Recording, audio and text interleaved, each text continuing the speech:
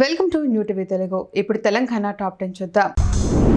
రాజన్న సిరిసిల్ల జిల్లా తంగళ్లపల్లి మండలంలోని జిల్లెల గ్రామంలోని జిల్లా పరిషత్ పాఠశాలలో జవహర్లాల్ నెహ్రూ జన్మదినం సందర్భంగా బాలల దినోత్సవాన్ని ఘనంగా నిర్వహించారు.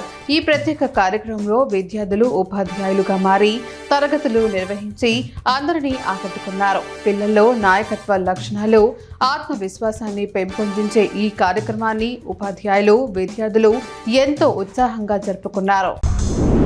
కామారెడ్డి జిల్లాలోని నిజాం సాగర్ ప్రాజెక్టులో ఉదయం 6 గంటల వరకు 2498 క్యూసెక్ల వరద వస్తుందని ప్రాజెక్టు ఏఈ సాకిర్ తెలిపారు. ప్రాజెక్టు జలాశయంలో 1405 అడుగుల నీటి మట్టాన్ని కొనసాగిస్తూ ఒక వరద గేట్ ద్వారా వచ్చిన 2498 క్యూసెక్ల నీటిని మంజిరా ద్వారా గోదావరి నదిలోకి విడుదల చేస్తున్నట్లు ఆయన పేర్కొన్నారు. ప్రాజెక్టులో వరద కొనసాగుతూనే ఉంది.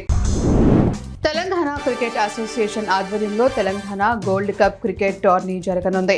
జిల్లా స్థాయి సీనియర్ క్రికెట్ జట్టు ఎంపిక పోటీలు ఈ నెల 18 నుంచి ఖమ్మంలోని రఘునాథపాలెం మండలం వేపకుంట్లలోని ఎస్ఎస్ క్రికెట్ పిచ్లో నిర్వహించనున్నట్లు టీసీఏ జిల్లా అధ్యక్ష కార్యదర్శులు డాక్టర్ కూరపాటి ప్రదీప్ కుమార్, వీరేష్ గౌడ్ తెలిపారు. అండర్ 28 విభాగం వారికి కూడా అవకాశం కల్పిస్తున్నారు. ఖమ్మం, భద్రాద్రి, సూర్యాపేట, మహబూబాబాద్, వరంగల్, హన్మకొండ జిల్లా జట్ల మధ్య మ్యాచ్లు జరుగుతాయి.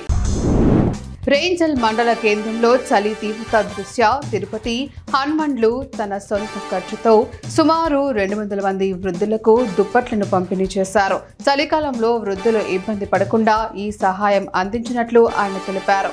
ఈ కార్యక్రమంలో సురేష్, హన్మండ్లు, శంకర్, శేఖర్, ఎల్లప్ప, రవి తదితరులు పాల్గొన్నారు. బెల్లంపల్లి మండలంలోని పాత బెల్లంపల్లి గ్రామంలో శాస్త్రవేత్తలు అందించిన వరి ధాన్యాన్ని సాగు చేసిన రైతు పొలాన్ని వ్యవసాయ అధికారి ప్రేమ్ కుమార్ సందర్శించారు. నాణ్యమైన విత్తనాన్ని మన గ్రామంలోనే పండించుకుందామని ఆయన రైతులకు సూచించారు. శాస్త్రవేత్తలు సూచించిన ప్రకారం ఎకరాకు 28 క్వింటాల ధాన్యం వస్తుందని, ధాన్యాన్ని విక్రయించే బాధ్యత వ్యవసాయ శాఖ తీసుకుంటుందని రైతులకు వివరించారు. బీసీ రిజర్వేషన్ బిల్లును పార్లమెంట్లో ప్రవేశపెట్టాలని బీసీ జేఏసీ జిల్లా నాయకులు లచ్చన్న, మనోహర్, నీలకంఠేశ్వరరావు డిమాండ్ చేశారు. బీసీ రిజర్వేషన్లపై రాజకీయ పార్టీలకు చిత్తశుద్ధి లేదని వారు ఆరోపించారు. ఈ క్రమంలో బీసీ సంఘం నాయకులు పాల్గొన్నారు.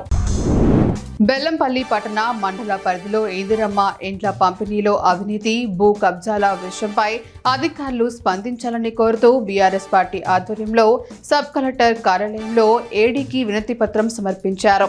ప్రభుత్వ భూములు అన్యాక్రాంతమవుతున్నాయని ఆందోళన వ్యక్తం చేసిన నాయకులు సదరు వ్యక్తులపై చర్యలు తీసుకొని భూముల ఆక్రమణలు అడ్డుకోవాలని డిమాండ్ చేశారు. నాగర్ కర్నూలు జిల్లాలో రోడ్లు, ప్రాజెక్టులకు అవసరమైన భూ సేకరణను వేగవంతం చేయాలని జిల్లా కలెక్టర్ బాదావత్ సంతోష్ ఆదేశించారు. జిల్లా కేంద్రంలోని కలెక్టర్ కార్యాలయంలో జరిగిన సమీక్ష సమావేశంలో అదనపు కలెక్టర్ అమరేందర్తో కలిసి పాల్గొన్నారు. 167 జాతీయ రహదారితో పాటు ప్రాజెక్టులకు సంబంధించిన భూ సేకరణను త్వరితగతిన పూర్తి చేయాలని సూచించారు. కోదాడకు చెందిన సూక్ష్మ కళాకారుడు నరేష్ చారి దేశ తొలి ప్రధాని స్వర్గీయ నెహ్రూ జయంతి బాలల దినోత్సవం సందర్భంగా అంగుళం శుద్ధముఖపై చాచా నెహ్రూ ప్రతిమను చెక్కి తన అభిమానాన్ని చాటుకున్నారు. గతంలోనూ అనేక సూక్ష్మ వస్తువులపై కళాఖండాలు చెక్కు పలువురి మన్ననలు పొందిన నరేష్ చారి ప్రభుత్వం ప్రోత్సహిస్తే సూక్ష్మ కళలో రాణించి కోదాడకు పేరు తెస్తానని పేర్కొన్నారు.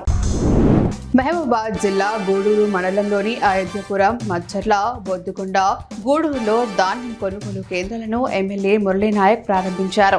ఈ సందర్భంగా ఆయన మాట్లాడుతూ ధాన్యం కొనుగోలు కేంద్రాల్లో పటిష్టమైన చర్యలు తీసుకుని రైతులకు ఇబ్బంది కలగకుండా కొనుగోలు చేపట్టాలని సూచించారు. కొనుగోలు కేంద్రాల్లో ధాన్యం విక్రయించిన రైతులకు 500 రూపాయలు బోనస్ అందజేస్తామని తెలిపారు.